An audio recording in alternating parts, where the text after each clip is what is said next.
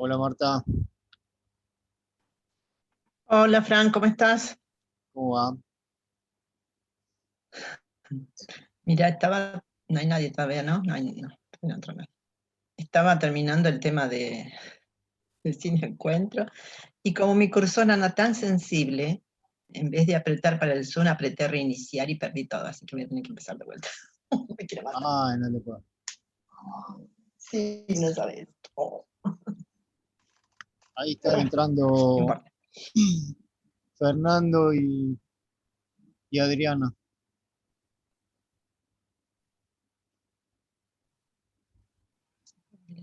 Acá estoy. Quiero escuchar nada más. Hola Fer. Hola Fernando.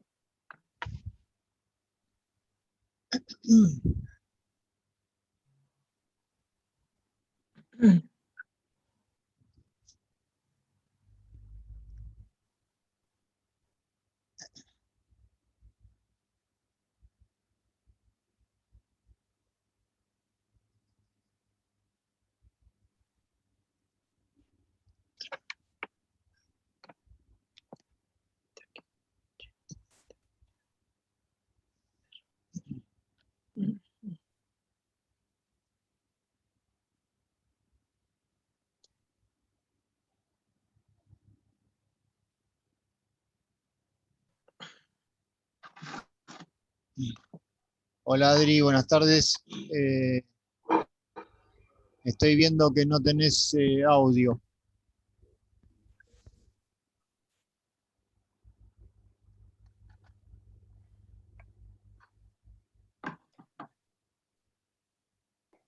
No sé si lo podrás solucionar porque yo de acá no te puedo habilitar, no te figura el micrófono directamente. Seguramente nos podés escuchar, pero no vas a poder hablar. Si podés habilitar el chat, escribinos tu nombre ahí en la parte inferior. Hay una burbuja que dice chat en el medio, abajo.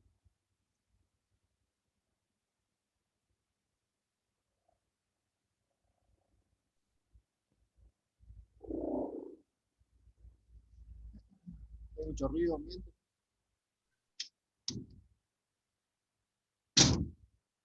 Ahí mejor, ¿no?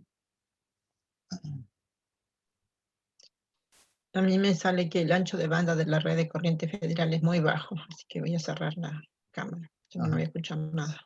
Hola Jorge, compañerazo. Hola Jorge, ¿cómo te ¿Cómo va? Un está abrazo Jorge? fuerte. Un abrazo fuerte, fuerte. ¿Eh? Mucha fuerza. Un abrazo Jorge.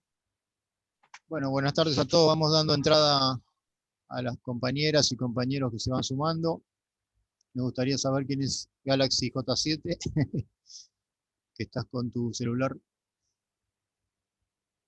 Puedes habilitar el micrófono.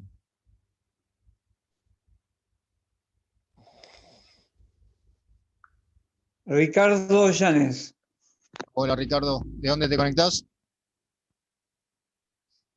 de Bahía Blanca. Fenómeno, bienvenido. Soy compañero de secundario de Hugo Papalardo, Ah, mira qué bueno. así que nos conocemos de Un rato, chiquitos. un rato largo. 5 años. Los estamos esperando, a ver si recién me dijo. Hugo, Sí, ¿no sí, llega? Eh, el invitado Falta especial el ya anfitrión. se hace desear. Sí, no, Ah, me preguntó recién cómo era la contraseña, pero bueno. a lo Sí, mejor se está peinando. Sí. siempre fue así de chico. Siempre Yo fue soy así de pelado, chico. yo soy pelado de los 23 años. Él tiene pelo siempre, así que no hay problema. Bien. Él es peludo como su perro.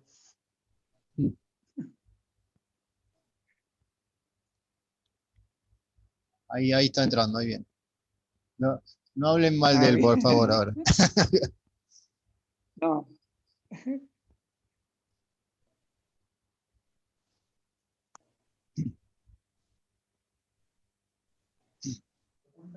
Hola, Hugo. Buenas tardes. Ahí nos están contando algunos chismes de tu infancia. ¿Qué tal, Francisco? Buenas tardes. ¿Cómo andás? Hugo, no conté mucho, ¿eh? No conté tanto. Lo que se puede nomás. No sé qué pueda Ah, exactamente. hay Yo- cosas que quedaron en la historia. Lo más divertido no lo contó, ¿viste qué va a ser? Y hay cosas divertidas, siempre hay divertido. Seguro. Estar en el secundario 5 años te da cosas divertidas también. Uf. Y mantener esa amistad es muy bonito, la verdad. Hola, Adri. Hola, Sergio. Buenas tardes. Hola, Rodrigo. Buenas tardes. Buenas, bienvenidos. Ujú. Hola, hola. ¿Cómo les va a todos? ¿Qué Hola. tal, Sergio? Bien, muy bien.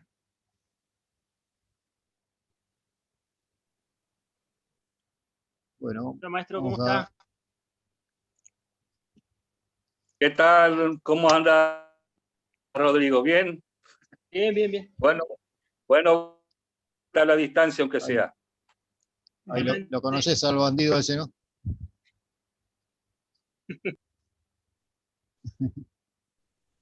Sí, sí, sí. Trabajamos juntos el año pasado en la escuela 79 allá en Con del Curilubú, un muy buen maestro y muy buena persona, muy buen compañero. Muy bien.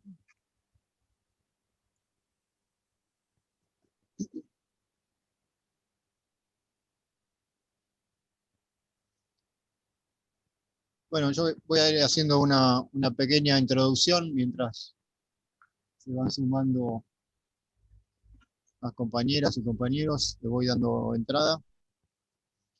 Este es el ciclo 2020 de la Corriente Federal de Educación para la Emancipación, una corriente de pensamiento que se formó hace muy poquito, en mayo de este mismo año, y a pesar de lo nuevo que somos, bueno, esta es la octava charla que venimos organizando con mucho esfuerzo, con mucha dedicación de compañeras y compañeros que tienen puesto la visión estratégica de la educación y de la batalla por el pensamiento nacional como una cuestión fundamental para la liberación de nuestra patria, ¿no? Allá por los inicios, como si fuera hace mucho, ¿no? Pero las dos charlas primeras fueron con los compañeros salteños, Fernando y Miguel Ángel Cáceres. Después hicimos una charla muy buena con otro Miguel Ángel Ceballos, patagónico también él. Él nos dio una disertación de seguridad versus procesos de liberación en contexto de encierro, la educación en esos ámbitos tan duros. Después estuvo Jorge, que nos acompaña hoy, con la huerta agroecológica escolar, también una charla magnífica que nos dejó muy marcados a todos. Le siguió Susana Reyes, de acá de mi barrio. Yo soy Francisco Ramos, perdón, no me presenté, del barrio de San Telmo, de la capital. Susana Reyes es vecina de acá de San Telmo, directora del Colegio Isauro Arancibia, y nos comentó sobre la experiencia de la educación popular con niños y adolescentes en situación de calle. Le continuó la exposición de Pablo Martorelli sobre los ferrocarriles argentinos, hechos y perspectivas. Y la última compatriota que tenemos presente aquí también, la que dio el viernes 16 de octubre, Fernando Maurente, referente de la Izquierda Nacional, sobre nada más y nada menos que el 17 de octubre, ¿no? En las vísperas de esa fecha tan importante para todos nosotros. Voy a dar ingreso a más compañeros. En el día de hoy nos acompaña ya este compañero Hugo Papalardo, de que lo que se puede contar, digamos, es maestro de primaria, maestro de educación de adultos, director de la Escuela Albergue 79 de Cajón del Curi-Leubú, vicedirector de la Escuela 344 de Junín de los Andes, secretario general de ATEN, el gremio de los trabajadores de la educación de Neuquén, entre 2010 y 2012, 4 veces electo secretario general de ATEN Junín de los Andes, fue concejal por el FREPASO en el 99 y es actual consejero escolar electo por el periodo 2019-2023 y tiene una experiencia en el 2009 como impulsor del COVITRAE, Cooperativa de Vivienda de los Trabajadores de la Educación, de ese gremio de ATEN. Es un placer tenerte, Hugo, y nos va a presentar justamente una charla sobre un tema muy importante que en muchas ocasiones estuvimos hablando de la cuestión legislativa, ¿no? De lo que significa la Ley Nacional de Educación, la importancia de esa ley, y en un momento que otras leyes provinciales quieren avanzar con cierta privatización de la educación, nos parece realmente importante e interesante esta charla a cargo de Hugo. Así que sin más te dejamos al frente de la charla, compañero. Bueno, muchas gracias, Francisco, por la invitación, por la convocatoria y un saludo grande a las compañeras y compañeros que militan en la Corte Federal de Educación. Si por ahí escuchan los perros de fondo, también. Escuchan mis perros de fondo también. Me parece que Hugo viene incorporado. Mutealo al perro. Hugo viene incorporado con el perro. Sí. Ahí va. En realidad, la Ley Nacional de Educación tiene 145 artículos y yo intenté hacer un resumen de esos artículos. Primero, empezando por los antecedentes legales y gremiales antes de llegar a la Ley Nacional de Educación. Primer antecedente es la Ley 1420, muy conocida, impulsada por la generación del 80 a fines del siglo XIX. Esa ley tuvo vigencia con modificaciones hasta la Ley Federal de Educación que se impulsó durante el menemismo. Posteriormente hubo un hecho muy importante a nivel sindical y nacional que fue la Marcha Blanca del año 1988. Ya en esa Marcha Blanca organizada por la CETERA se pedía un salario único en todo el país, igual trabajo, igual remuneración, se pedía una paritaria nacional docente y una ley de financiamiento educativo y una ley nacional de educación.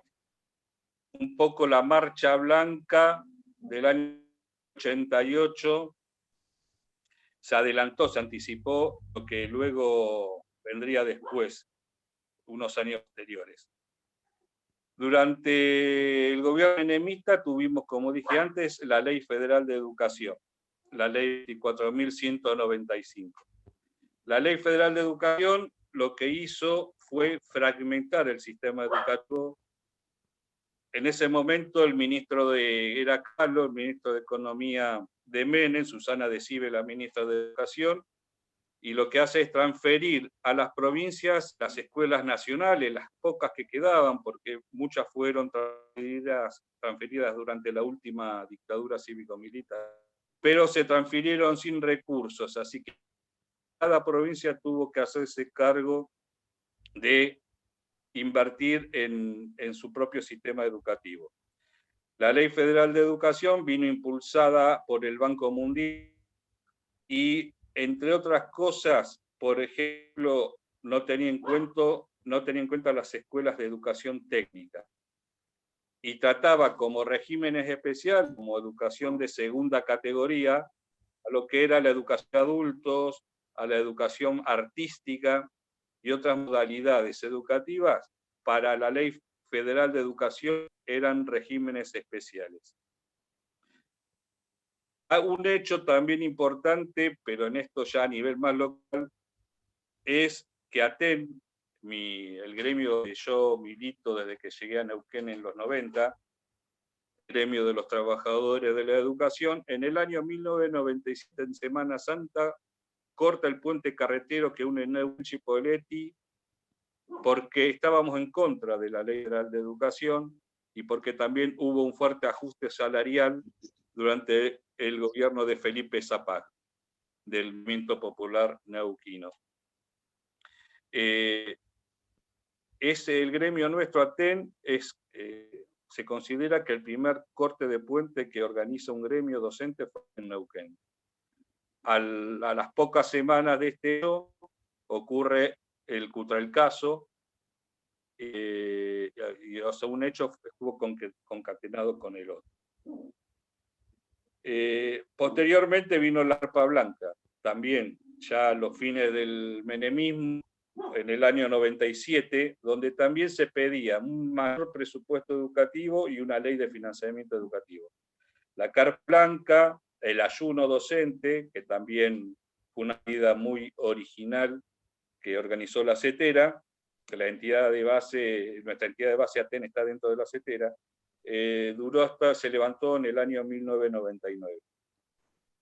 Ya cuando surge y es electo Néstor Kirchner, se impulsan varias leyes antes de la Ley Nacional de Educación vigente, que, por ejemplo, la Ley de Educación Técnico Profesional, la Ley 26.058, que fue sancionada el 7 de septiembre del 2005. Vuelvo a insistir, la Ley Federal de Educación borró de un plumazo las escuelas técnicas. Cuando llega al gobierno de Kirchner, las impulsa a través de una ley. No solamente las impulsa, sino que también se les da presupuesto. Surge la ley 26.075, que es la ley de financiamiento educativo. Esta ley ve que para el año 2010 la educación debe tener el 6% del PBI, del Producto Bruto Interno. Con el gobierno de Cristina Fernández de Kirchner llega en el 2012 al 6,5%.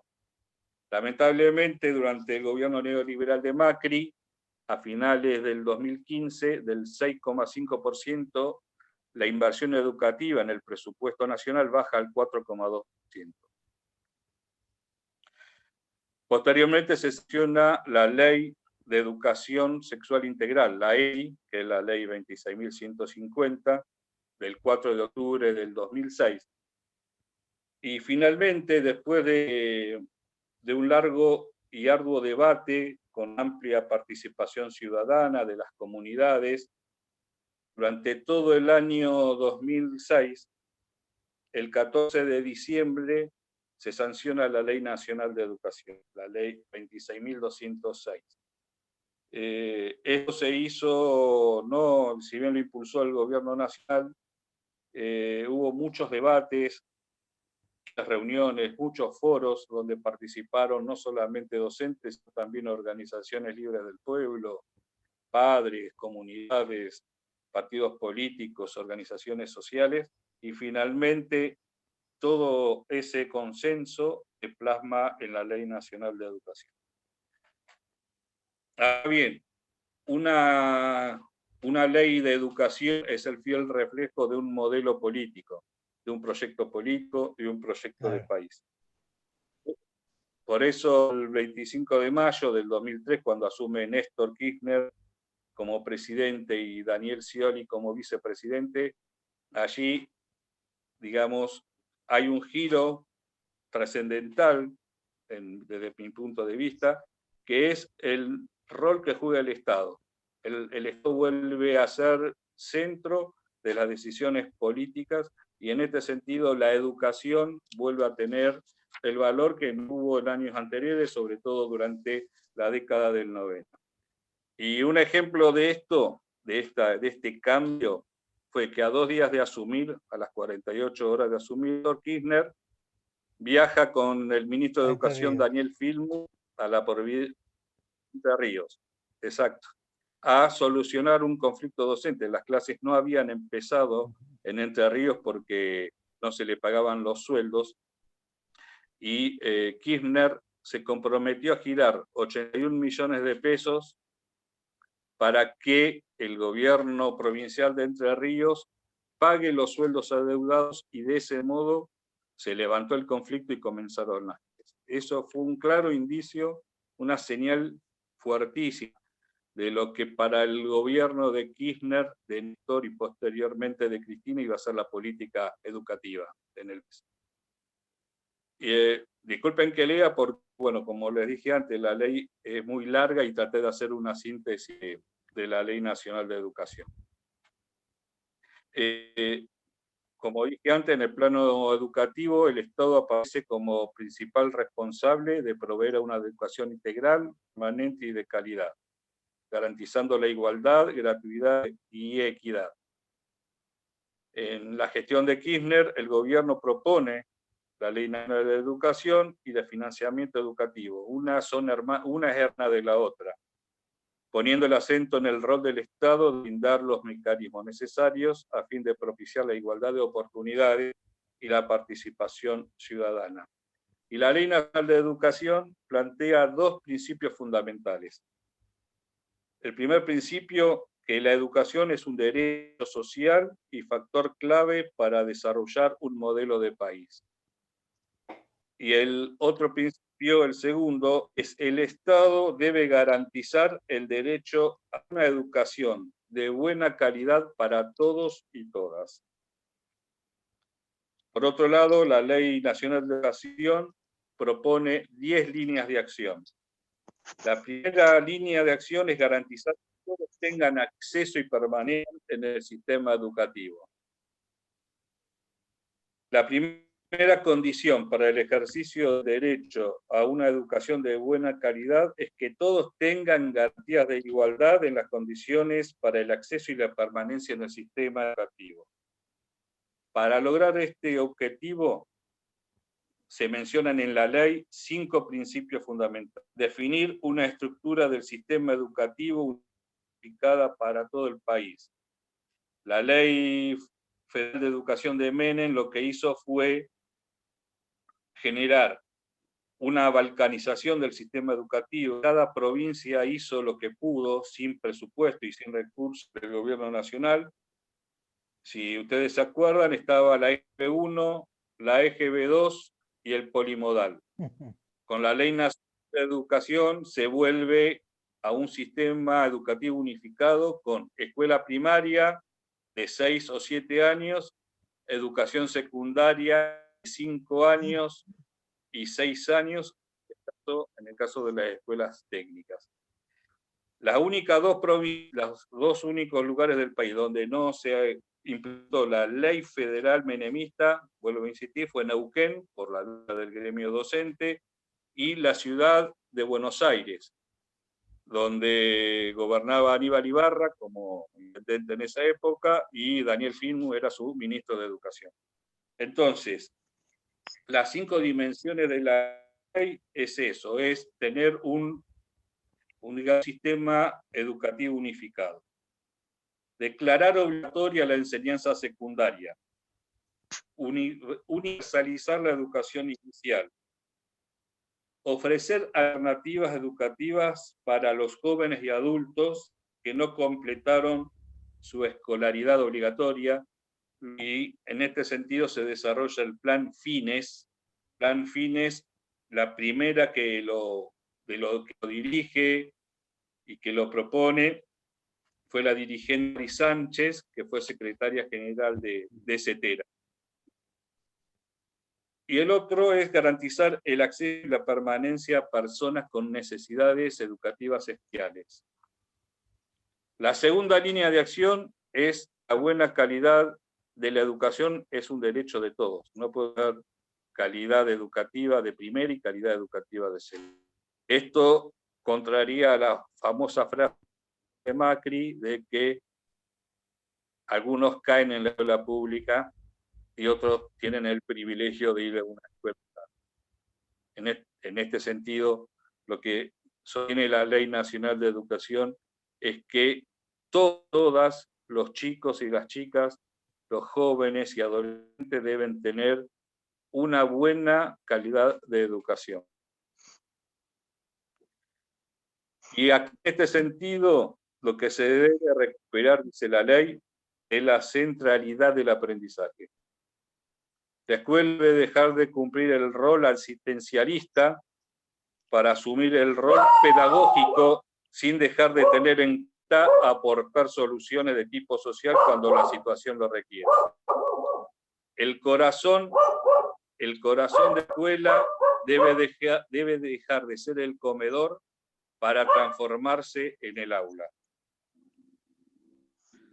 También lo que sostiene la Ley de Educación es garantizar el acceso a una segunda lengua. La tercera línea de acción es garantizar el derecho a ser reconocido y respetado en su lengua y su cultura. Y esto es un aspecto importante porque sostiene la Ley Nacional de Educación que debe haber dos lenguas, en lo posible. En esto todavía estamos lejos de lograrlo, creo. Y sobre todo menciona en las provincias donde hay presencia de los pueblos originarios. Digamos, en el caso de Neuquén, la educación, según la Constitución Provincial de Neuquén y lo que dice la Ley Nacional de Educación, debe ser la educación intercultural e interbilingüe. Esto quiere decir que en las escuelas neuquinas deberíamos hablar castellano y mapuzungún. Esto es lo que dice la Constitución de Neuquén y la Ley Nacional de Educación, pero todavía eso no ocurre, lamentablemente. Y en otros lugares, una segunda lengua, ¿no? Donde haya coincidencias para practicarla, donde haya consenso de la comunidad educativa para enseñarla. La cuarta es garantizar el derecho a una educación a lo largo de toda la vida, dice la ley. La quinta es garantizar el derecho de las familias a participar en la educación de los hijos, a asumir su compromiso con la tarea de la escuela. Y esto se notó muy, muy fuertemente este año donde tenemos la pandemia, donde el rol de la familia fue fundamental para el trabajo docente, que lo tenemos que hacer de manera virtual, a distancia, y que, bueno, lamentablemente puso de relieve la desigualdad en cuanto a la conectividad que tenemos en nuestro país. Claro. La sexta área de la ley es que el docente como sujeto de derecho, dice la ley, que se deben garantizar condiciones dignas de trabajo, de formación y de carrera, y que el actor clave en todo esto es el docente. Y en este sentido, durante el gobierno kirchnerista se crea el Programa Nacional de Formación Docente Gratuita en Servicios, que es nuestra escuela, que desapareció durante el gobierno de Macri. El séptimo, garantizar el derecho de los alumnos a tener escuelas en condiciones materiales dignas. no se caiga el techo, que no vuele una garrafa, como lamentablemente ocurrió en la escuela de Moreno, donde fallecieron Sandra y Rubén, y esto es función del Estado nacional y los estados provinciales. Escuela en condiciones edilicias para garantizar el derecho a educación. La octava área que establece esta ley es garantizar el derecho de todos y todas a participar del desafío educativo.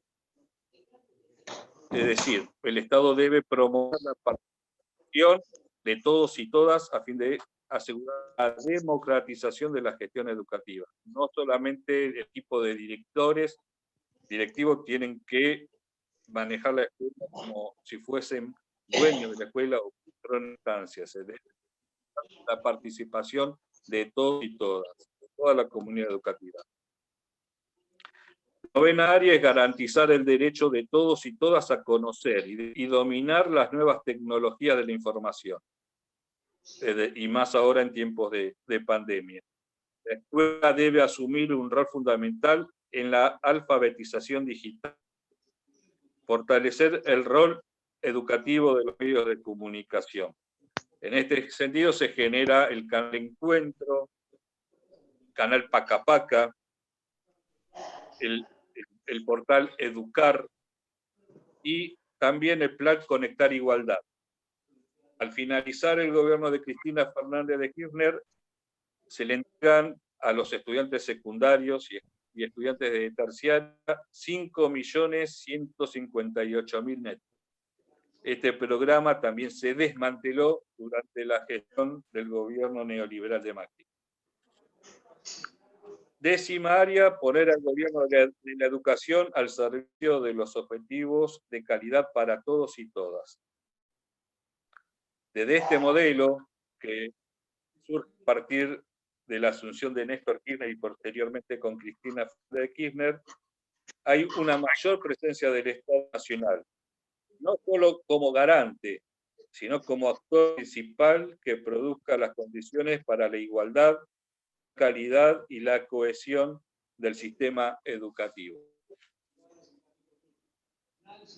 La sanción de las leyes de financiamiento educativo, de educación técnico-profesional y de educación nacional marcan el camino para establecer la educación en general y la educación técnica en particular como eje central de la estrategia del desarrollo como país. La Ley de Educación Nacional también incorpora a la educación sexual integral como uno de los ejes de los lineamientos curriculares. Néstor Kirchner, cuando la Ley Nacional de Educación, dijo: queremos un sistema educativo transformador y liberador que ayude a construir un país soberano, independiente, con cuadros, con pensamientos, con idoneidad, pluralidad y consenso. Y también me gustaría mencionar lo que dijo Hugo Chávez sobre educación, desde una mirada desde la patria grande. Uno de los más grandes logros de esta revolución bonita es decir al mundo y decirnos a nosotros mismos que hemos colocado la educación en el primer lugar de nuestro esfuerzo. Por último, y después vamos si quieren al debate, a las preguntas, mencionar lo que se hizo a nivel educativo entre los años 2003 y 2015, durante los gobiernos de Néstor y Cristina Fernández de Kirchner. Se construyeron 2.900 escuelas. Implementó el plan con igualdad. Creación de contenidos audiovisuales como el canal Encuentro, Paca Paca y el portal Educar, que se relanzó este año, gobierno de Alberto Fernández. Se lanzó el Plan Nacional de Lectura en el 2008. Se distribuyeron y produjeron 90 millones de libros, soporte papel y digital, que también el Plan Nacional de Lectura se desmanteló durante los 4 años del macrismo y que ahora el gobierno de Alberto Fernández con el ministro Trota lo están volviendo a impulsar, el Plan Nacional de Lecturas. La paritaria nacional docente, esto es un hecho fundamental, un hecho también muy importante, que lo establece la Ley de Financiamiento Educativo y que era uno de los reclamos de la Marcha Blanca del año 1988. Hubo 8 paritarias consecutivas desde el año 2008.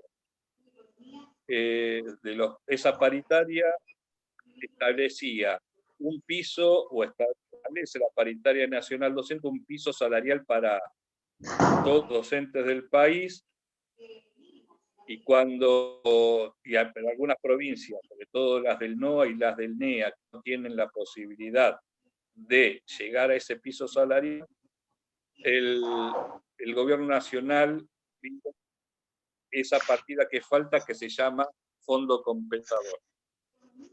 Mauricio Macri tocó por decreto en el año 2019 la paritaria nacional 12, que este año, vuelvo a insistir, se ampliaron los alcances del FONID, el Fondo de Incentivo Docente. Se financió la construcción de 22 institutos de formación docente.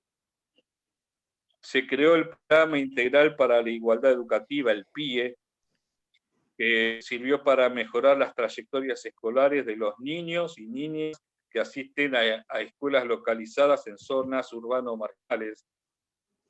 Se implementó las escuelas de jornada extendida. Se crearon los centros de actividades juveniles, CAJ, y los centros de actividades infantiles, CAI. Se implementó, como dije antes, el FIT para que puedan terminar de estudiar los adultos y jóvenes que interrumpieron su trayectoria escolar por distintos motivos.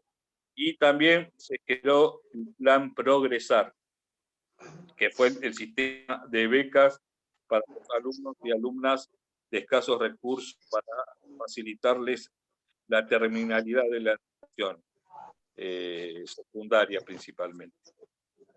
Eso, en síntesis, es el lineamiento de la Ley Nacional de Educación que me parece importante resaltar.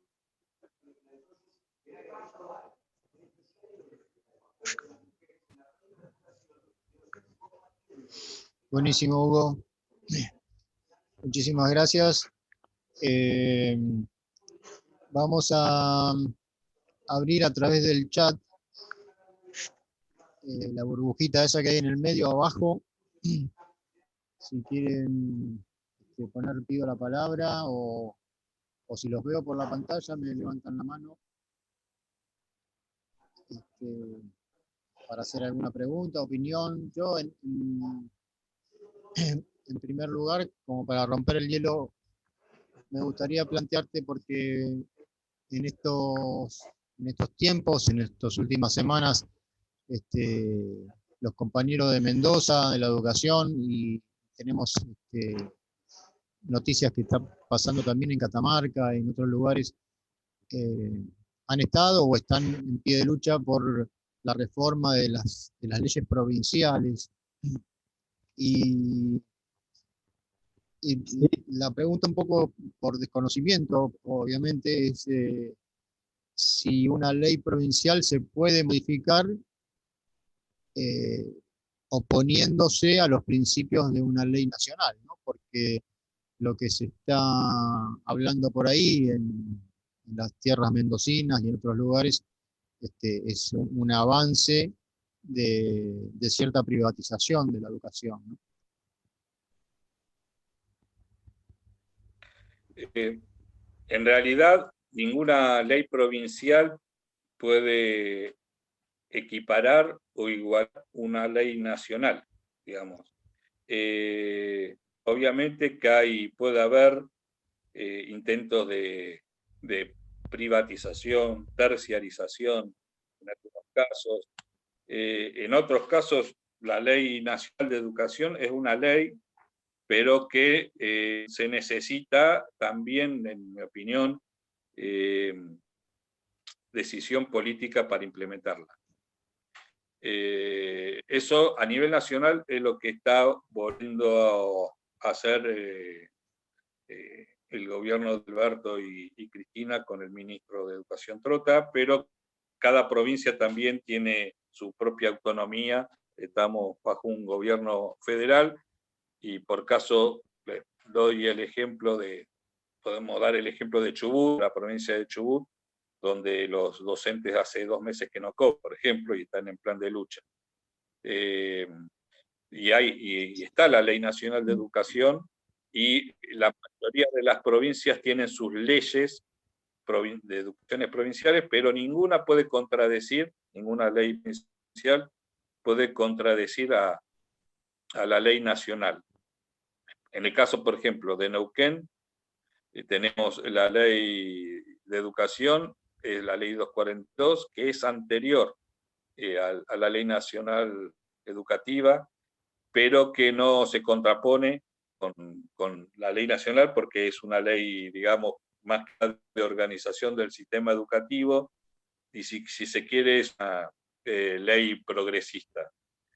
Pero en realidad ningún gobierno provincial, ninguna ley provincial de educación puede contradecir la ley nacional de educación. En este sentido, me parece que también desde las conducciones de los gremios docentes debe haber una lucha sostenida y firme, con un apoyo de la comunidad educativa, para rechazar cualquier intento privatizador del tema educativo, ya sea que lo quieran sostener con, digamos, haya desinversión o por ejemplo, tenimiento a través de cooperadoras. Esas cuestiones, no, a mi modo de ver, no corresponden. Esto lo digo desde mi mirada hoy por hoy como maestro de grado, porque hoy es lo que soy. El año que viene me jubilo y quise terminar mis últimos años en la escuela, así que, pero desde mi experiencia docente y mi militancia gremial, creo que con lucha y con coherencia, con apoyo de la comunidad educativa, se puede frenar cualquier intento privatizador. Sí, aquí Sergio Cortés nos escribe, bueno, en los años de Ernesto y Cristina hubo avances profundos en educación, además de la ley, hubo retrocesos importantes en el gobierno de Macri, y entiendo el contexto de pandemia, considero que ahora se están apagando muchos fuegos, pero las acciones de transformación profunda están tardando en implementarse, por lo menos en la provincia de Buenos Aires. Rodrigo, abrí tu micrófono. ¿Qué tal? Buenas tardes a todos. No quería preguntarle yo en ese tiempo era muy chico, pero quería preguntarle al maestro Hugo, ¿cómo fue que se resistió a esa ley en los 90 contra el menemismo? ¿Cómo hizo el gremio para hacerle frente a algo a una ley nacional? ¿Sí? Me parece que ahora no recuerdo mucho, sé que mi viejo era maestro, por ahí comentaba algo, y se hablaba mucho en ese tiempo, pero me gustaría que comente un poco de esa lucha en ese tiempo.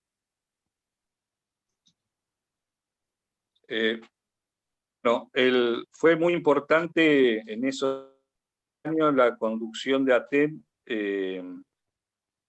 encabezada por una gran compañera que era María Eugenia Figueroa. En las escuelas trabajábamos un material donde analizábamos la Ley Federal de Educación desde sus orígenes, que era el Banco Mundial. También analizábamos que en otros países, como en España, se había implementado y había fracasado. A raíz de ese convencimiento de que la Ley Federal de Educación menemista era nefasta para la educación pública, decidimos en el marco también de un contexto de ajuste provincial muy fuerte por parte del gobernador Felipe Zapag, fundador del MPN que gobierna la provincia de Neuquén hace 60 años, de manera ininterrumpida, con gobiernos democráticos y militares. En ese contexto, las asambleas de Aten decidimos cortar el puente carretero que une Neuquén con Chipolé en Semana Santa. Estuvimos en ese corte de 4 días, cortando el puente, hasta que Menem, a través del ministro Corach, manda a Gendarmería para reprimir. Nosotros decidimos desalojar el puente de manera pacífica, e incluso intervino el que era el obispo de ese entonces, que falleció hace unos días, un gran obispo, Agustín Radrizani, el sucesor del obispo Jaime de Nevares. Él se puso delante de los hidrantes, de los camiones hidrantes que encabezaban la represión de Gendarmería. También recibió gases, palos y balas de goma como todo el resto. Nosotros quisimos retirarnos de forma pacífica, pero la represión ocurrió igual. A los pocos días, el gobierno de Felipe Zapag,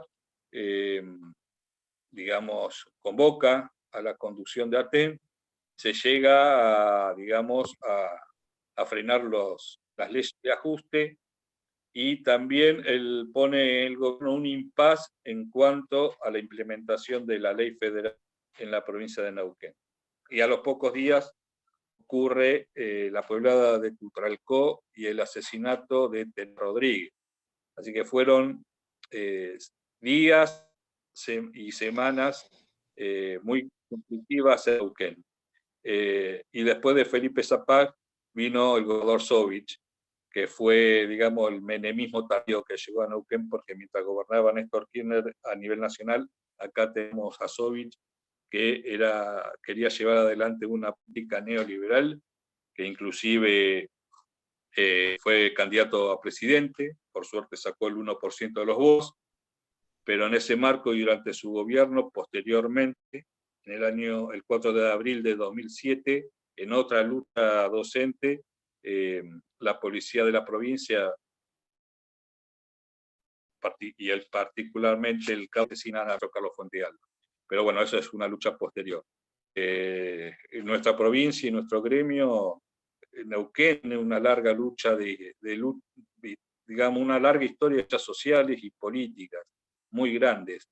Y Atena, el gremio de la educación del Neuquén, de los trabajadores de la educación, es un eslabón, un engranaje dentro de esa conflictividad que tenemos en nuestra provincia. No sé si contesté la pregunta, Rodrigo, pero bueno, pasaron muchos años, pero todavía lo recordamos. Una muy buena síntesis. Bueno, por aquí nos saluda Andre de Chosmalal, ¿cómo estás? Marisa Morales, ¿de dónde sos? Puedes abrir tu micro. Hola, buenas tardes, compañeros y compañeras. Soy de Junín de los Andes, compañera justamente de Huguito Papalardo, desde que me inicié en la actividad educadora ya en el 98. Trabajamos en algunos momentos juntos, ahora estamos nuevamente juntos. Estoy como vicedirectora de la Escuela 344, y bueno, y tengo el maestro para que podamos debatir y seguir construyéndonos lo grande que tiene el gremio Aten en todas las aristas es que hay mucha conciencia social y popular y mucha conciencia de formación real, no simplemente de las compañeras y compañeros que estamos enfrente de las aulas o enfrente de los equipos directivos, sino conciencia real en una formación de ciudadanos plenos y más que nada en cuidar nuestras infancias. Cuando escuchaba a Hugo todo lo que se logró y que ahora se vuelve a recuperar los 12 años del kirchnerismo, los avances en cuanto a las leyes de protección a la niñez fueron fuertísimas. Otra de las cosas que tiene la provincia del Neuquén, que fuimos a la vanguardia a nivel latinoamericano, fue que en el año 2000 se sancionó la ley 2302, que protege los derechos de niñas, niños y adolescentes. Así que me olvidé de poner ahí, pero soy de Junín, sí, compañera de Hugo. Buenísimo, muchas gracias, Marisa. Gracias por estar. Hay un bebé precioso con una madre ahí. No sé si podrás abrir tu micro. Estás muy ocupada. Bueno, muchas gracias por estar. Queremos saludar también a los que se fueron incorporando: Roberto Vera de Corrientes, Edith de Chaco, Alicia de Formosa, María David. ¿De dónde nos estás conectando?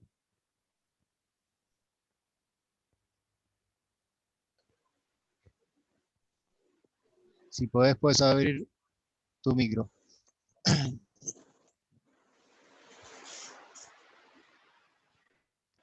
De Punta Indio, bueno, buenísimo. Yo tenía una pregunta o más bien una reflexión sobre el tema del descuartizamiento, digamos, de la educación, a que hacía referencia nuestro invitado, el compañero Hugo, a partir, bueno, de lo que fue la reforma constitucional, ¿no?, del 94, y que eso generó con el menemato toda esta balcanización de la educación al provinciar, ¿no?, provincializar su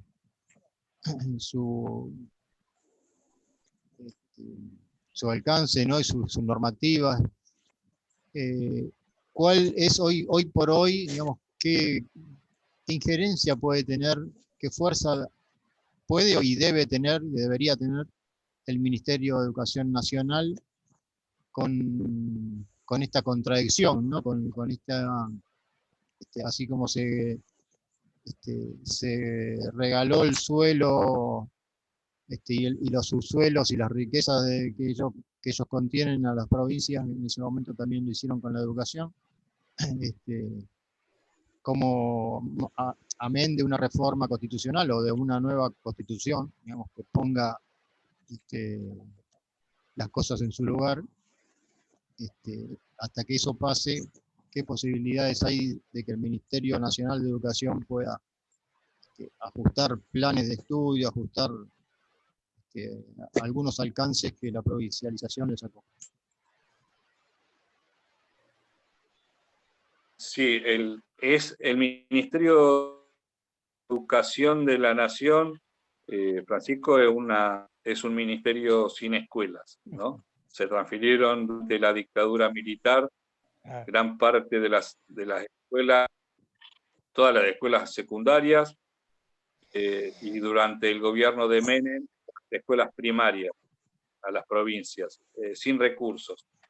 Por eso, lo que hizo Néstor Kirchner cuando asumió fue, como dije antes, resolver el sistema educativo en Entre Ríos, el conflicto docente en Entre Ríos a las 48 horas de asumir. Después, con la ley de financiamiento educativo, lo que se hizo fue crear el FONIL, el Fondo Compensador para las provincias, de todo del NOA y del NEA, y al mismo tiempo, con la paritaria nacional docente, asegurar un piso salarial para todos los docentes, para todos y todas los trabajadores de la educación. Eso es lo que hace el Ministerio de Educación. Hoy por hoy, otra cosa, digamos, no puede intervenir directamente, y lo único que hoy le queda al Ministerio es el sistema universitario, digamos, tiene a su cargo el sistema universitario, pero sí tiene a cargo como eje prioritario que el Estado no se puede descender del derecho humano a la educación. Eso no lo puede hacer el Estado Nacional ni el Ministerio de Educación. Y hace pocos meses atrás, en el marco de la pandemia, el ministro Trota impulsar nuevamente, anunció el Plan Nacional de Lectura. Y esto es un hecho también muy importante para la educación pública.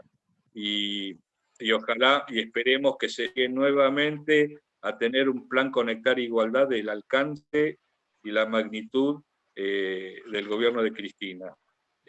Porque hoy por hoy hay muchos pibes y pibas que no van que no están en las escuelas, que no se pueden conectar. Y eso nos tiene que preocupar y doler. A los que somos docentes, y a toda la sociedad, y a todos los que queremos que nuestros chicos y chicas tengan un futuro mejor, hoy por hoy tenemos mucha desigualdad en materia de conectividad, y esperemos que esto se subsane pronto con la generación de las netbooks, y también que podamos volver a la presencialidad en las escuelas. Ninguna netbook, en mi opinión, reemplaza a los chicos, a las chicas en las escuelas, delante de su maestra, su maestro y de su profesor o su profesora. Pero bueno, esto ojalá que se pueda concretar cuando tengamos la vacuna pronto. Déjame, Francisco, saludar a Marisa Morales. Hace un rato, mi vicedirector actual de la Escuela 44, yo fui vicedirector hace unos años atrás, y bueno, me alegra hablar, aunque sea a la distancia, por más que estamos en el mismo pueblo. Pero bueno, con esto de la pandemia, nos estamos cuidando, quedándonos en casa. Me parece perfecto. Hola, Fran. Ahí Marta Torres. Hola, sí. A ver, hola, hablamos. Alicia, sí. Adelante. ¿Cómo están ustedes? Adelante, adelante. Bueno, primero Todo muchas bien. gracias a Hugo, ¿sí?, por esta charla importantísima, muy interesante lo que está exponiéndonos. Así que yo más que nada es un poco para, porque después van a venir otras preguntas y después nos vamos retirando. Entonces, más que nada agradecerle, está muy buena la charla, y de hecho que coincido totalmente que en el gobierno anterior, para no nombrarlo, porque duele todo lo que hizo, en el gobierno anterior esto lo han dejado a la educación ya casi por el piso, pero gracias a Dios vamos a ir repuntando seguramente con este gobierno. Están volviendo, así como recién lo decía Hugo, el plan Conectar Igualdad y demás cosas. Entonces, mi reflexión sería que todo vuelva a la normalidad, pero ¿por qué? Porque la educación es la base de todo. Y sin educación no creo que tengamos un mundo para bien, un mundo mejor. Así que muchas gracias, y ojalá más adelante podamos volver a tenerlo. Muy hermosa la charla. Gracias, Alicia. Ahí pregunta Marta Torres de Neuquén, también te pregunta. ¿Perdón?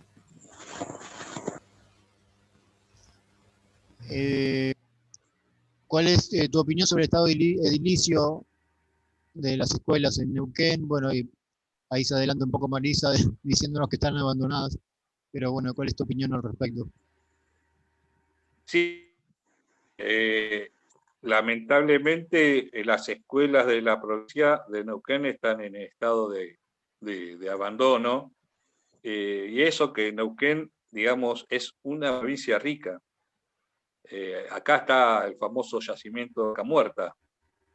Digamos, es provincia con los recursos que tiene y con el ingreso que tiene por regalías hidrocarburíferas. No tendría que haber pobreza, no tendría que haber miseria como la hay. Tendríamos que tener las escuelas y edificios dignos, equipadas, con textbook para todos los chicos. Esta provincia, la provincia de Neuquén, realmente es una provincia que no debería faltar ni el trabajo, ni el techo, ni la tierra, las tres que dice el Papa Francisco. Pero faltan esas tres cosas, falta tierra, falta techo, falta trabajo. Y la educación pública es sostenida por el conjunto de trabajadores y trabajadoras de la educación, por la lucha docente, por eso se sostiene el sistema educativo en Neuquén. Pero tenemos un gobierno provincial que está acomodando a las circunstancias, el gobierno del MPN al partido provincial, se acomoda al gobierno nacional de turno, el gobernador Omar Gutiérrez, actual, fue macrista, ahora es albertista, el gobernador Jorge Zapag fue cristinista, pero también fue de la ruista, y así se van acomodando. El gobierno provincial de Neuquén va acomodando a los gobiernos nacionales.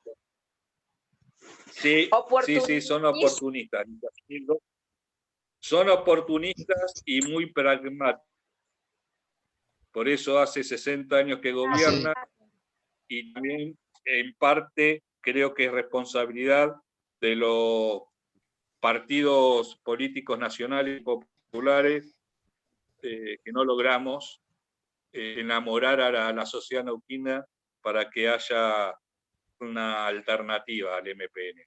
En esto yo soy antipolítico también, peronista, y los peronistas de Neuquén y las compañeras y compañeros hacemos una constante culpa de no poder lograr enamorar a la sociedad con un proyecto alternativo político, pero bueno, esa es otra discusión que podemos tenerla otro día. Está. Vos sabés que hace poco, en un espacio que se llama Cine Encuentro, vimos una película, hacemos cine debate, vimos una película que se llama Quebracho, lo conocerán todos, y hay un personaje que decía, yo soy oficialista siempre, hoy estoy con ustedes. Siempre era oficialista. Me gustaría tener unas palabras de... Uy, se me perdió. La mamá que estaba con el bebé.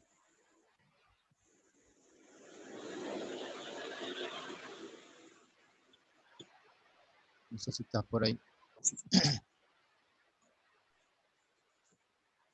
Si lo pudiste tirar por ahí al bebé. Pobrecito. Ahí está. ¿Podés abrir tu micro? Ahí va. Ahí están, ahí me escuchan. Ahí va. Ahí va, sí. Bienvenida. Hola, buenas tardes. Yo soy la señora de Hugo, no soy docente, tampoco soy la mamá del bebé, bueno. Somos los abuelos. Mira Así bien. Que bueno, no, escuchándolos con mucha atención y con mucho respeto, obviamente, sí. Bueno, y un poco orgullosa también, obviamente. Claro. Por Hugo y por el nieto. Bueno, muchas gracias por estar. Yo estoy lejos, estoy en Verónica, en Punta Indio, yo también. Mari y David son mis sobrinos. Estamos en la familia acá apoyando a Hugo. Sí. Pero bueno, los dejo bueno, que sigan disertando, que está muy interesante. A ustedes. Muchas gracias.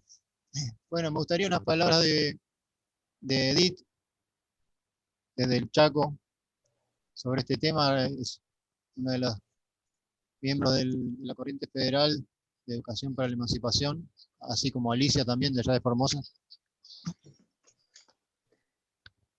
Sí, buenas tardes a todos y todas. Hola, Edith. ¿Se me escucha? Perfecto.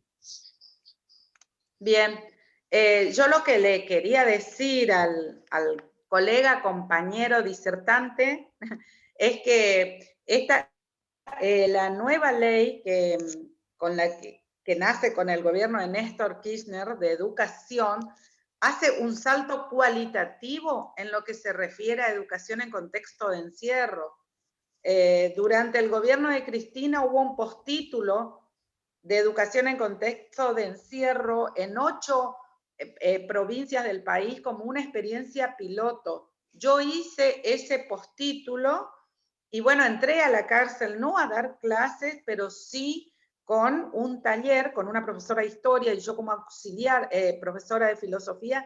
Yo soy profesora en letras, pero entré como auxiliar de la profesora de filosofía para poder conocer el contexto de encierro, pues nunca había dado clase en una cárcel y jamás había entrado en una cárcel. Estuve un par de años con ella en la U7, que es la cárcel federal de máxima seguridad en Resistencia Chaco. Si quiere o tiene algo para decir con respecto a eso, lo que fue alguna vez la educación en contexto de encierro antes del gobierno de Néstor, y cómo cambió la educación en contexto de encierro a partir de esta ley. Eso nada más. Sí, sí, es como vos decís, compañera. Yo no, disculpen que no lo mencioné, pero es verdad lo que decís en cuanto a lo que fue en el marco de la Ley Nacional de Educación, todo uno se hizo eje en una parte de la educación que estaba abandonada, así como durante el menemismo se abandonó la educación técnica, las escuelas técnicas, también se abandonó todo lo que fue la política educativa en contexto de encierro.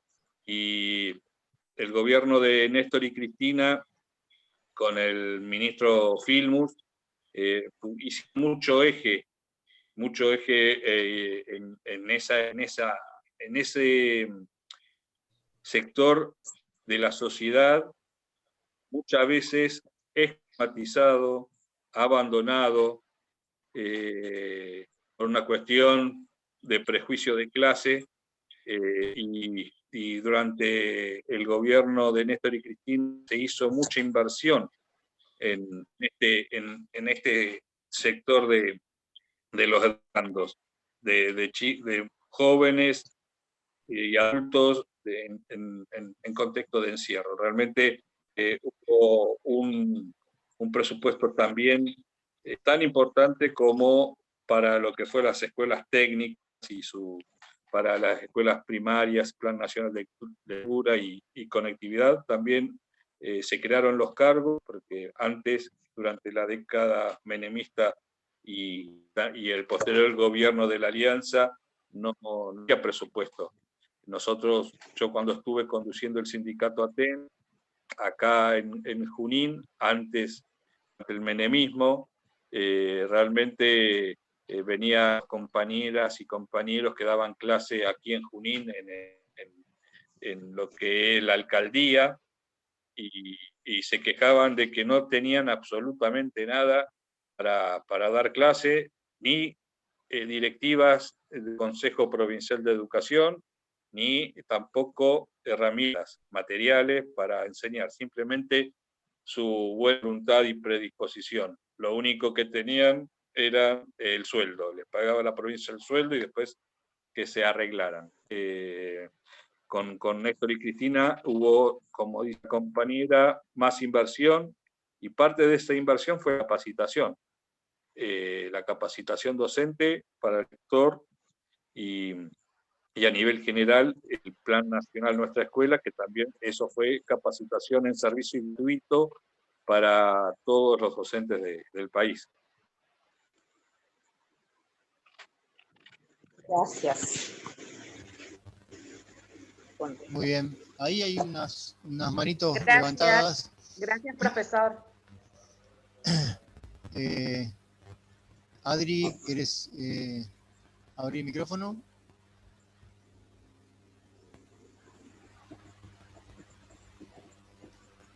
Hola, buenas noches.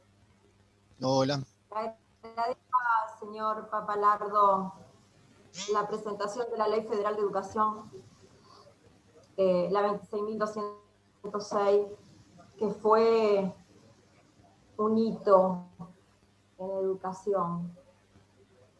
La 1420 tuvo más bien un principio de higiene, digamos, en su formación. Eso de tomar distancia fue de la época de las pandemias. Entonces, tomemos distancia, incluso también es posible que el guardapolvo blanco, aunque después haya disimulado todas las diferencias que tienen las personas entre sí debajo del guardapolvo. La de Menem, la ley federal, en esa época hablábamos de clientes, no de alumnos. Hablábamos de términos de mercado, producto, compra, venta. O sea, se había desvirtuado totalmente la función de la educación, que es profundamente humanística. Y durante la ley esta que se sanciona durante el gobierno de Kirchner, es una ley que avanza terriblemente y que si bien fue progresista, y ahí voy a hacer foco en lo que pienso, no alcanzó. Le voy a preguntar al señor Papalardo si coincide en el análisis de que, aparte de articular toda la educación primaria, me parece que le faltó articulación con la educación, con los otros tipos de educación, la educación secundaria, como para favorecer la formación y solidificación del pensamiento nacional. En ese sentido lo digo. Por ejemplo, en las escuelas primarias, y en todas las escuelas, me parece que no se hizo hincapié en nuestra historia, en la formación cívica. Yo me pregunto cómo podemos seguir estudiando y darle a los chicos libros que nos brinda la editorial Clarín. Y también, por ejemplo, cómo podemos tener un sistema realmente articulado, cohesionado, si tenemos maestros con todas las ideologías y no convencidos. Está bien que piénsenlo, cada cual pero por lo menos convencidos en la defensa de la cuestión nacional, en la defensa de que es necesario independizarnos, en la defensa de un pensamiento nacional y de la historia que nos sustenta dentro de la patria grande. Me parece que ese fue el punto débil de una ley que para mí era fantástica. Yo estuve en esa época y de todas las que viví a lo largo de mi historia docente, nunca viví tan intensamente la escuela como cuando estuvo en vigencia esa ley. Yo solamente estoy señalando los puntos débiles que se deberían superar para hacernos cada vez más fuertes en materia educativa y que realmente un proyecto educativo esté al servicio de un proyecto político y que ese proyecto político sea emancipador. Voy a coincidir con usted con esto de que ninguna ley provincial, por más que haya independencia o hayan sido transferidas las escuelas a las provincias, o que las provincias sean autónomas en materia educativa, pero están cuestionadas hacia arriba a través del Consejo Federal de Educación. Esto es un principio jurídico que se llama jerarquía jurídica, o sea que ninguna ley, decreto, ordenanza o como se llame, de abajo hacia arriba puede contrariar la ley nacional y mucho menos la Constitución. Se supone que todo lo que va de abajo hacia arriba se va articulando con las leyes madres. Quería decir que otros días escuché a Filmus decir que cuando se da el problema de Paraná, viaja con Néstor y dice, bueno, pero yo necesito plata, dice Filmus. Lo contaba Filmus. Y Néstor le dice, bueno, salí nomás y anunciá que tenés 240 millones de dólares. Si yo salí, dice, y estaba Labaña. Me volví y le dije, ¿vos le dijiste a Labaña que le vas a sacar esa plata del presupuesto? Y Néstor lo miró, dice, me puso una mano en el hombro y me dijo, no te hagas problema, que acá el presidente soy yo. Como diciéndole, como haciendo ver que la cuestión política está por encima de la cuestión económica. Y me parece que eso es lo que debe hacerse hincapié, vuelvo a decir, en un proyecto educativo que sea instrumento de un proyecto político emancipador. Eso por un lado. Sí, le saco el sombrero, chapó la ley federal, la ley de educación, en declarar a la educación como un derecho social, en el Estado garante de que todos los ciudadanos aprendan. No sé, no estoy muy segura de que vaya a suceder o que en el corto plazo se vaya profundizando ese proceso educativo hoy, porque hay un hecho que a mí me hace ruido. Ese hecho es que hayan despedido a Adriana Puiggrós. Eso me hace absolutamente ruido. Creo que en este contexto pandémico, en que se necesitó que los chicos se conectaran, si puede suceder que haya un sistema mixto en el futuro entre presencialidad y virtualidad, es necesario absoluto que ya tengan todo el mundo liberado en Internet y que todos tengan acceso a la educación virtual. Si no, ¿dónde dejamos el principio que sí tenía la ley de 26.206, que era la igualdad como punto de partida y no como punto de llegada? También que después de la pandemia, me parece que hay que hacer una revisión de contenidos que hagan hincapié justamente en una cuestión ambiental, porque esta pandemia deriva de una cuestión ambiental, del problema con que estamos tratando al mundo, cómo tratamos a nuestra tierra, los procesos capitalistas de explotación de la tierra. Todo esto forma parte de un contenido que parece que ahondaría en ese proceso de educación para la liberación. Y también la valorización de los sentimientos, incluso del dolor social, porque no podemos pasar la pandemia y luego no analizarla en las escuelas. Esto produjo una serie de sentimientos que me parece que hay que ponerlo en palabras, y también analizar el dolor social que esto produjo en las familias y los chicos dentro de esas familias. La cuestión tecnológica como fundamental y el posicionamiento ante la tecnología. Es una conciencia tecnológica que hay que formar. Y bueno, y hacer hincapié en los derechos. El alumno como sujeto de derecho y no objeto de derecho, que eso ya lo definió la ley, pero que hoy más que nunca se pone en evidencia en este contexto. Porque ahora dicen que van a volver a las escuelas y que algún día irían unos grados y otros. Yo me pregunto con qué criterio van a ser seleccionados los 9 o 10 que van a estar presentes. ¿Con qué criterio? ¿Quiénes van a ser los que van a estar en las distintas áreas? Eso también es, los criterios con los que se hagan ese tipo de cosas también van a hablar de la defensa de los derechos. Bueno, eso era como para decir algo de todo. Por lo demás, me parece fantástica la exposición. No sé si usted coincide con mi mirada con respecto a la profundización de la ley.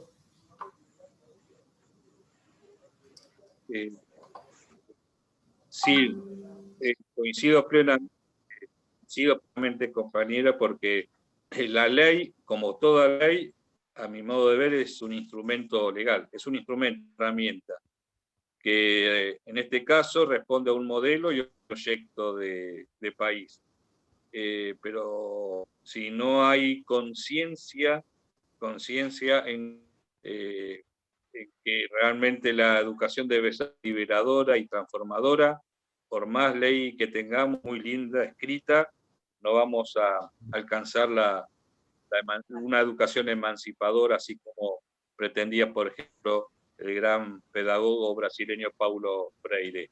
Después, en cuanto a los temas de la relación entre los distintos niveles de aprendizaje, la articulación, yo creo que en ese sentido todavía falta mucho articular lo que es primaria con secundaria, por ejemplo. Hay que profundizar y evitar el desgranamiento en media, el abandono, acá en Neuquén tenemos tasas de abandono del 60%, de 100 chicos que ingresan a la escuela secundaria, finalizan solo 40, o de 10, 4. En ese sentido hay que revisar la política educativa en cuanto a la educación media y a la vinculación primaria y con la educación superior.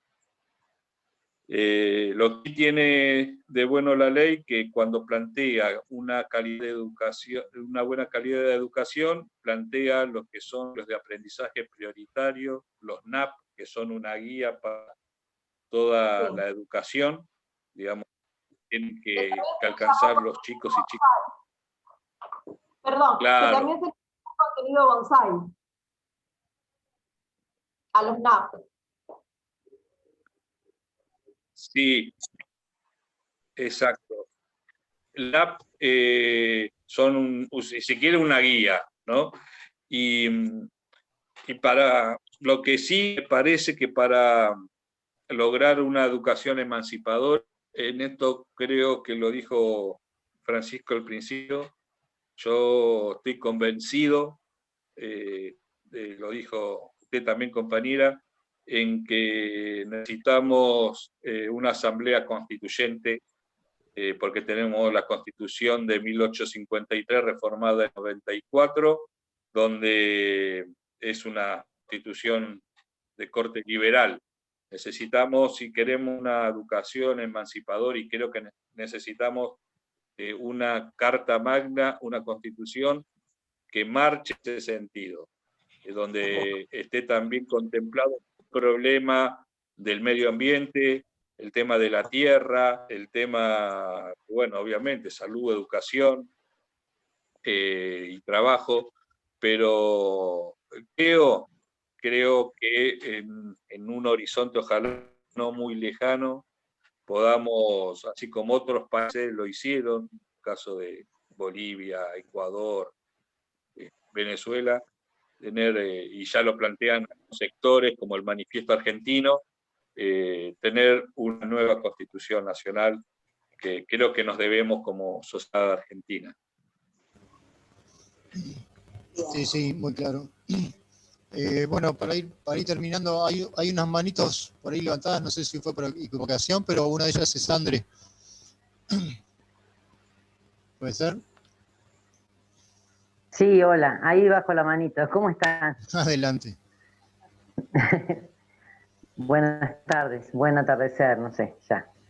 Yo creo esto, por ahí no es una pregunta, pero es un deseo, porque hoy Rodrigo hablaba de las interrupciones de los gobiernos, como fue el último de Macri, de programas y de cuestiones que se logran para la escuela pública. Yo creo que tenemos que volver a la resistencia. Y para volver a eso, primero tenemos que identificarnos como trabajadores y trabajadoras, como educadores, no solo docentes. Hoy la Chuli, que es la compañera, la que estaba con el bebé, la abuela de ese bebé, decía, yo estoy acá porque soy la esposa de Hugo. Y dice, no soy docente. Pero ella fue educadora, porque estuvo al lado de Hugo en una escuela rural y le decían hasta maestra, porque ella se involucró en las cuestiones comunitarias de la escuela. Entonces, en principio, reconocernos como clase trabajadora, como educadores, y después como parte de la comunidad educativa, de las comunidades educativas. De ahí nacen, digamos, los proyectos educativos que crean conciencia en la escuela para la resistencia, la misma escuela, alumnos, familias, docentes, compañeros y compañeras auxiliares, equipos directivos con formación, no con capacitación. Eso es lo que nos va a hacer resistir. Y después desde lo sindical, conozco en algunas provincias los manejos y qué sé yo, no olvidarnos que somos parte de la Central de Trabajadores de la Educación de la República de Argentina, que es nuestra CETERA, que todos los sindicatos tienen sus congresales, que eso se discute, y en otros sindicatos como el nuestro, creo que nos va a seguir salvando un poco la organización es fundamental en unidad, a pesar de los colores y de las gamas y peronista, trotsko y lo que fuera, un sindicato que esté cercano a las escuelas siempre, que vaya a las escuelas, que el sindicato, la gente sepa que no lo tiene que usar, que son 3 o 4 tipos o mujeres que están sentados en un lugar y vayan a preguntar por su licencia, porque le pagaron mal y demás, sino que el sindicato que esté en la escuela todo el tiempo consultando, proponiendo, contando las cosas que van llegando a las escuelas, porque no es cuestión de que nos llegue la caja de las computadoras y meterlas en el salón de computación. Crearle conciencia a los compañeros, bueno, esto nos costó un montón, hay que cuidarlos.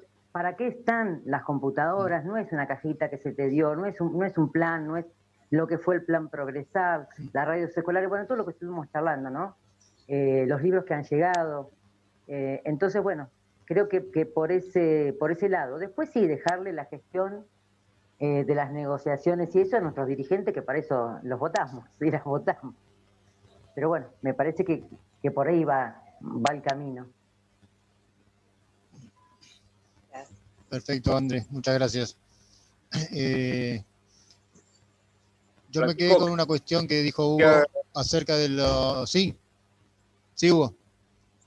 No, adelante. Saludarla a Andrea, la compañera Andrea Ventimiglia, que recién habló, de Ateneo Malal, una gran compañera, una gran militante, también del campo nacional y popular, junto a la construcción del gremio, y coincido con ella en que nos tenemos que, los docentes y las docentes, considerar trabajadores y trabajadoras, tenemos que tener conciencia de clase, y la fortaleza que tenemos en esta provincia es que es un sindicato único, con muchísimas diferencias internas, pero somos un sindicato único. En nuestra provincia, caso Buenos Aires, no es así. Capital Federal hay 17 sindicatos y en otras provincias creo 4. Eso también hace a que muchos gobiernos provinciales avancen en contra del derecho social a la educación. Si no hay unidad en la lucha, en la herramienta que tenemos los trabajadores, que es el gremio, y si nos consideramos clase trabajadora, las políticas neoliberales van a costar que avancen.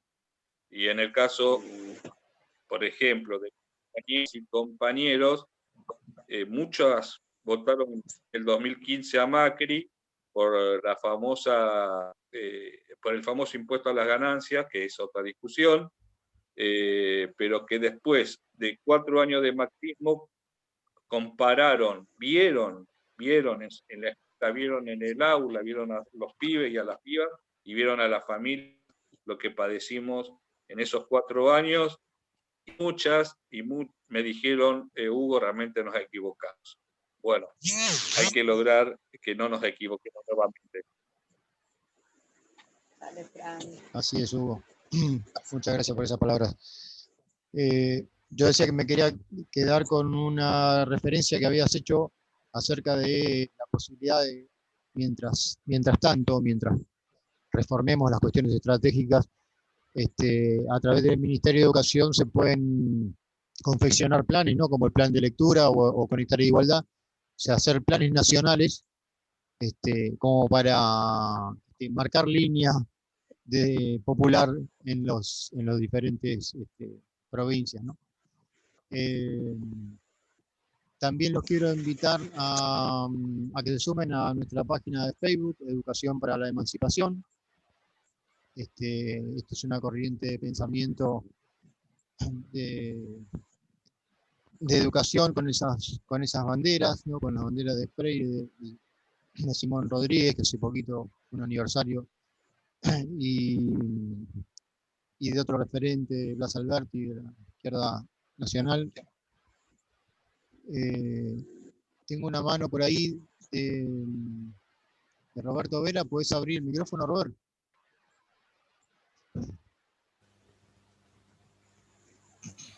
Estaba con problemas de sonido hoy.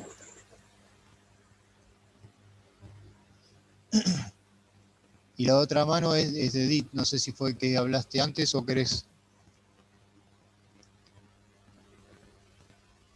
agregar algo.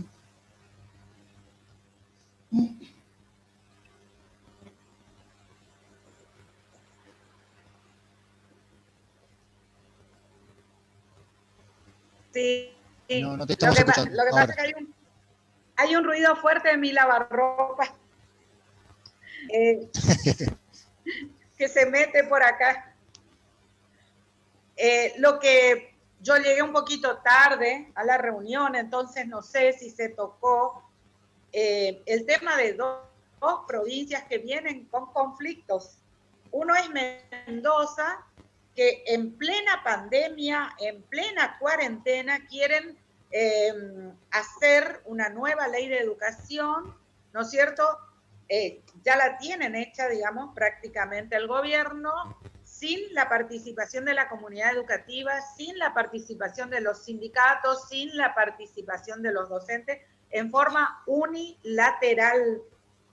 Bueno, sabemos que hubo caravanas, bocinazos, todo tipo de, bueno, todo, y pudieron frenarla ahora por este año. Entonces el gobernador dijo que va a tocar este tema nuevamente el año que viene, después que haya elecciones en el gremio, en el sindicato docente, para ya que tocar este tema, la nueva ley de educación, con las nuevas autoridades sindicales.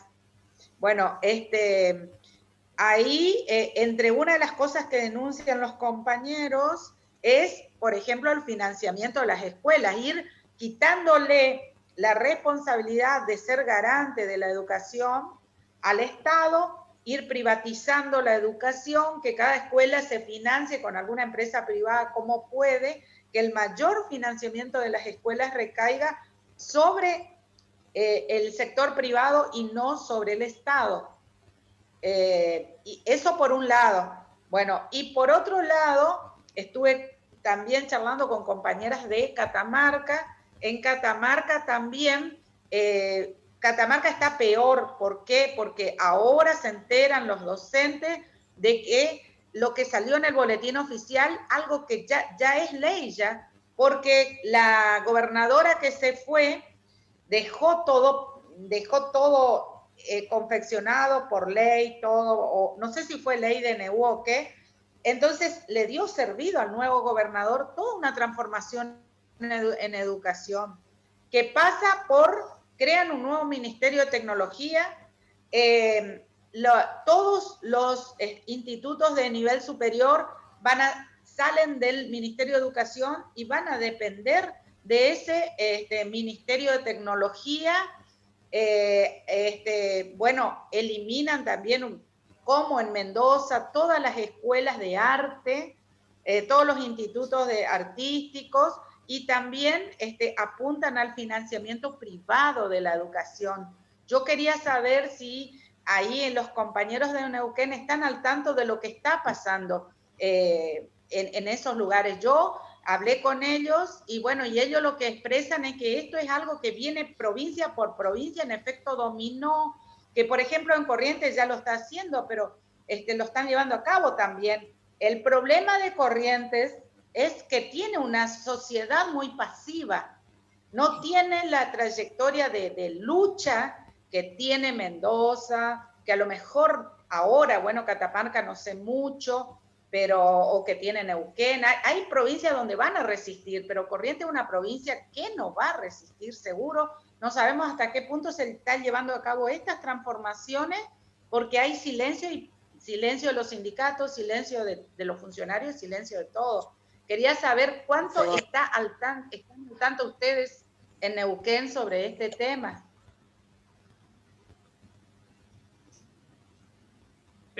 Mira, yo sabía lo de Mendoza,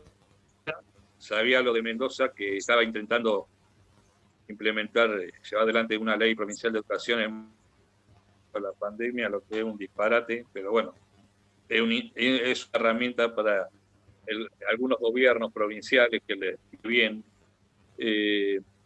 Y que pasa en Mendoza, la privatización del del sistema educativo de alguna manera ya pasó en los 90, durante la Ley Federal de Educación de Menem, escuelas charter. Por ejemplo, en la provincia de San Luis, gobernando un gobierno peronista, ¿no? Como los Rodríguez A, sin embargo, se implementaron las escuelas charter, que después tuvieron que dar marcha atrás por resistencia de la CETERA y de gremio provincial de San Luis.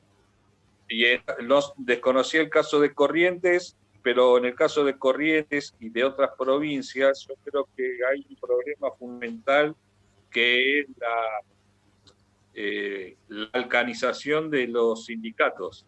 Digamos, hay muchísimos sindicatos con distintas ideologías, con distintas herramientas de lucha, con distintas estrategias, y eso hace que también avancen los gobiernos provinciales. Y más en sociedades quizás un poco más conservadoras que otras. Pero lo de Corrientes lo desconocía, pero sí sabían el avance que intentó hacer el gobierno provincial de que se logró frenar. Pero bueno, la Ley de Educación Nacional estableció y creó el Consejo Federal de Educación. Digamos, también en este sentido, el Ministerio de Educación Nacional, el ministro Trota en este caso, se pone al frente del Consejo Federal, se tendría que impedir de alguna manera los avances privatizadores. La compañera mencionó antes que realmente fue una pérdida importante que se haya ido Adriana Puigros como viceministra de Educación.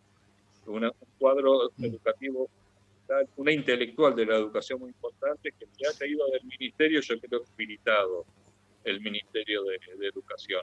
Y esto es una crítica que le tenemos que hacer al gobierno nacional y nos tenemos que hacer los que militamos por una educación emancipadora. Así es. Bueno, gracias, Hugo. Yo quería, bueno, no sé si... Francisco, ¿me escuchás? Ahora sí, Robert. Dale. Sí. Adelante. No, estoy totalmente de acuerdo con la compañera que hacía una evaluación de acá de Corrientes, ¿no? Y lo mismo, podríamos decir que acá hay demasiados sindicatos y demasiada línea fogoneado por el gobierno provincial, ¿no? Pero hay una lucha para poder solucionar esta cuestión, buscar una unidad que le dé fuerza al gremio, ¿no? De todas maneras, todo esto está en conversaciones, en arreglos, y ahora la pandemia lamentablemente paró un poco la cosa desde marzo, ¿no? Así que yo creo que Corrientes tiene una larga trayectoria, ¿no?, de lucha.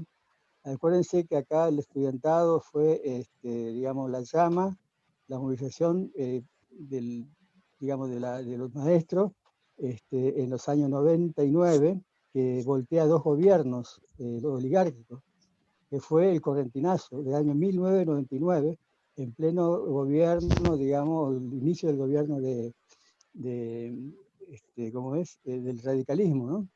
Con un ministro que reprimió terriblemente y aún así la gente se movilizó, tomando la ciudad prácticamente, y la plaza, afincándose en la plaza 25 de mayo, etcétera, etcétera, y bueno, lamentablemente después eso se fue decayendo, pero fue un hito muy importante, es decir, una demostración de unidad y de fuerza, ¿no? Voltea a dos gobiernos hasta que viene la intervención mandado por De la Rúa a Córdoba, de Córdoba, ¿no? El famoso, con un personaje nefasto como fue el ex ministro del gobierno de Macri, ¿no?, que robó 60 millones de dólares, acuérdense. Y bueno, acá fue el inicio del Cordobazo también, ¿no? Le comentaba, una movilización popular, estudiantil y del pueblo, que con la muerte de Cabral genera réplica en todo lado hasta que finalmente llega el Cordobazo un tiempo después, ¿no? Eso quería decir. ¿Se me escuchó, Francisco? Roberto. Buenísimo, Roberto, sí, muchas gracias. Bueno, como él es muy humilde, para que sepan, Roberto fue nada más y nada menos que candidato a gobernador por la provincia de Corrientes allá por los años 70, por el FIP, Frente de Izquierda Popular del Colorado Ramos, que tanto recordamos. Me gustaría que Francisco, cierre... Sí. Francisco, quería mencionar lo que dice el compañero, realmente destacarlo, porque es cierto, la pueblada en Corrientes, cuando asume de la Rúa, y el pueblo, el corrientinazo, se dio a políticas nefastas también de ajuste de la alianza, y de interventor va Aguad, el Milico, el ministro de Defensa de Macri. Así que, compañero, estuviste muy bien en recordar ese hecho histórico dentro de lo que es la edad de los pueblos por su liberación. Gracias. Buenísimo.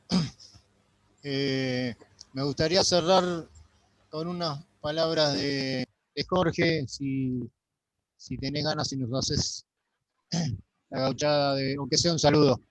Perdón, Francisco, antes del cierre, quería decir una cosa chiquita. Sí. Claro. Insisto que no se puede violar provincialmente una ley nacional. Eso no se puede hacer. En ese caso, la CETERA nacional me parece que tomaría cartas en el asunto. También quiero decir, con respecto a Mendoza, no sé los otros casos, como dijimos claramente, identificamos al principio, la educación es un instrumento de un proyecto político. Así que no me extraña, ya que Mendoza declaró públicamente sus proyectos políticos separatistas. Sí, eso sí. Gracias, Adri. Bueno, Jorge, tu saludo. Tenés el micro cerrado todavía. A ver. Sí. Si logramos.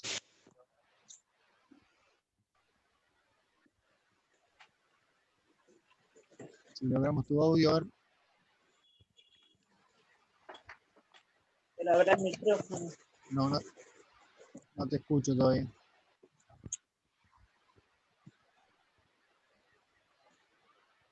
El micrófono, el compañero, ¿no lo activó? No está activado. No te estamos tiene escuchando. cerrado, no se ve el micrófono. ¿Ahora? Ahora sí. Ahora Perdonen. Sí. Bien. Perdonen. Son los años, no es casualidad esto. No hay problema. Decía que me afilié a TEN en el año 80.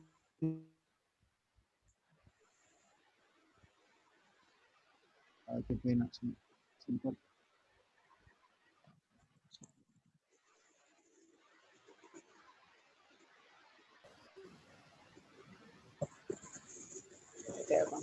Para mí se descolgó ese hombre.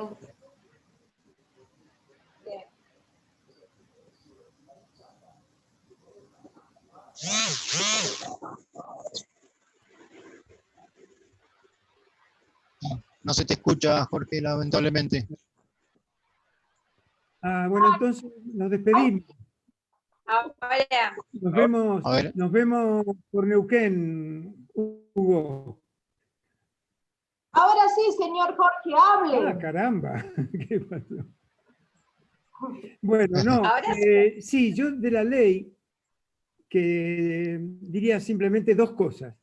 Una, cuando salió la ley, tuve algunas discusiones con algunos dirigentes del sindicato y me dio la impresión a posteriori de que la ley ayudó a la conformación del actual sindicato, porque algunos compañeros que no estaban con el peronismo decían cosas como que, pero esta ley defiende lo que nosotros hemos peleado muchos años. Y creo que esta ley ayudó a conformar una unidad en la conducción del sindicato. No sé, Hugo, si estás de acuerdo, pero a mí me dio esa impresión.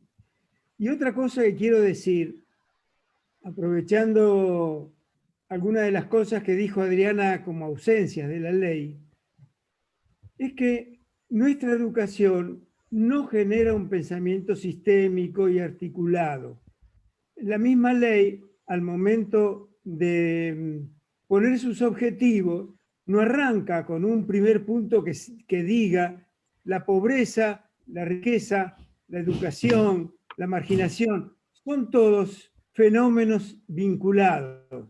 Y luego recién después de eso decir cuáles son los principios uno por uno, pero dando un marco global, sistémico, vinculante de una cosa con la otra.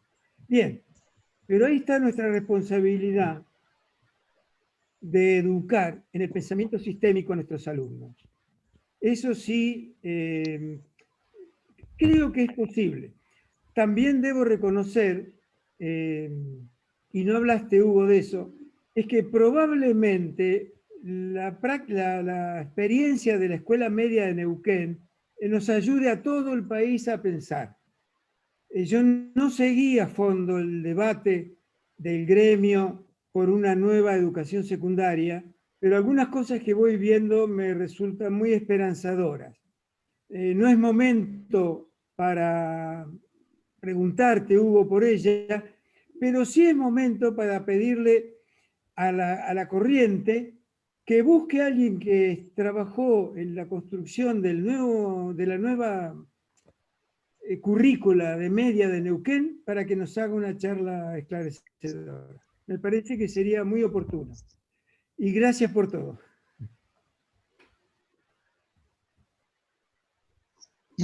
Gracias, Jorge. Bueno, gracias a todos, gracias fundamentalmente a Hugo por esta charla, estuvo buenísima, por el aporte de cada uno de ustedes. Los estamos convocando para el 13. El 13 del 11. De noviembre, sí, dentro de 15 días, en una nueva charla que van a llevar a cabo los compañeros de Mendoza, justamente.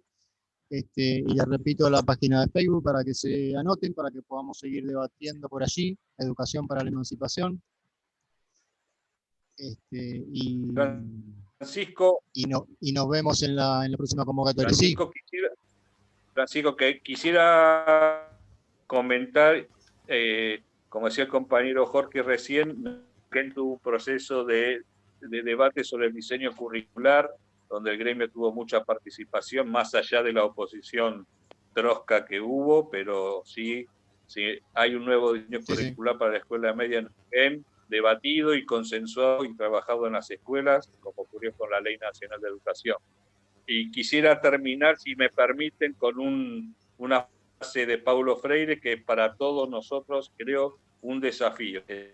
Dice así: como presencia en la historia y en el mundo, lucho esperanzadamente por los sueños, por la utopía, por la esperanza, con mira a una pedagogía crítica, y mi lucha no es en vano. Creo que nuestra lucha no es en vano y tenemos que seguir luchando por una educación emancipadora, por generar sujetos críticos, que nuestros alumnos sean sujetos críticos, y por una sociedad más justa y más fraterna. Muchas gracias. Buenísimo, muchas gracias. Gracias, Gracias Hugo. a todos. Gracias, Francisco, también. Muy linda la conferencia, la charla, ¿no? Gracias.